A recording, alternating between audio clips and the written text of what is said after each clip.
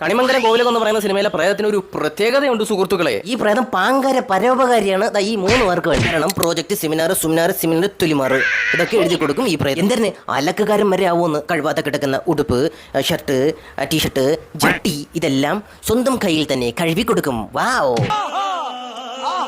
ഈ കുടിയന്മാർക്ക് വേണ്ടി ചാരായം തീർന്നു കഴിഞ്ഞാൽ അത് അന്തരീക്ഷത്തിൽ നിന്ന് ഇവരെ ക്ലാസ്സിലേക്ക് ഒഴിച്ച് നിറച്ചു കൊടുക്കും ഈ പ്രേതം. അവിടെ ഇപ്പോൾ ഒരു ബൾബ് പോയാൽ തന്നെ ആ പ്രേതമാണ് ഇട്ട് കൊടുക്കുന്നത്. ഇപ്പൊ ഫാൻ കറങ്ങില്ലെന്നുണ്ടെങ്കിൽ അത് വിരൽ വെച്ച് ഞാൻ കറക്കി കൊടുക്കും ഈ പ്രേതം. ആകെ മൊത്തത്തിൽ യവന്മാരെ മാത്രം സ്വകാര്യ ജോണി സിൻസ് ആണ് സുഹൃത്തുക്കളെ ഈ പ്രേതം.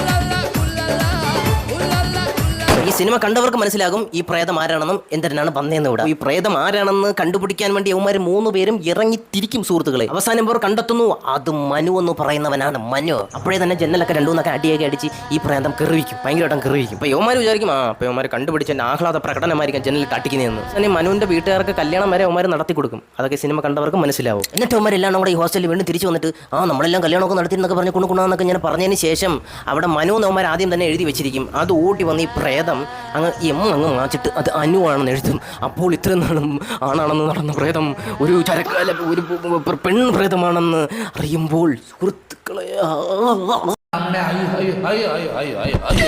നോമിന്റെ സമൂഹം വിളമ്പിത്തരാം. എനിക്ക് അറിഞ്ഞുകൂടാത്തോണ്ട് ചോദിക്കണമെന്ന്. ഈ പ്രേതമേ നിനക്ക് എഴുതാൻ അറിയാം, വായിക്കാൻ അറിയാം, ക്ലാസ്സിൽ തൊലി ഒഴിച്ചു കൊടുക്കാൻ അറിയാം, നിക്കറും എല്ലാ സാമാനം കഴുകാൻ അറിയാം.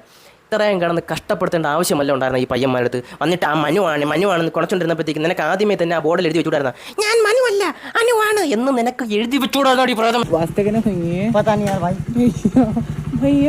ഒരു ലോജിക്ക് ഇല്ലാത്ത ഒരു സാമാനായി പോയല്ലേ. നിങ്ങൾക്ക് നിനക്ക് തോന്നിയിട്ടുണ്ടെങ്കിൽ താഴെ കമന്റ് ചെയ്യും. പിന്നെ സുഹൃത്തുക്കളെ, ഈ മാല നിങ്ങൾ ശ്രദ്ധിച്ചില്ലായിരുന്നു? ഞാൻ 2 ബട്ടൺസ് ഒക്കെ ഇട്ടിട്ട് അപ്പോൾ ഈ മാലയുടെ ലിങ്ക് വേണമെന്നുണ്ടെങ്കിൽ ഇതാരുടെ മാല എന്ന് കമന്റ് ഇട്ട് കഴിഞ്ഞാൽ ഇത് നിങ്ങൾ DM വരുന്നതായിരിക്കും ആ ലിങ്ക്. അപ്പോൾ ശരി, എന്നാൽ പോകണം. Okay, by.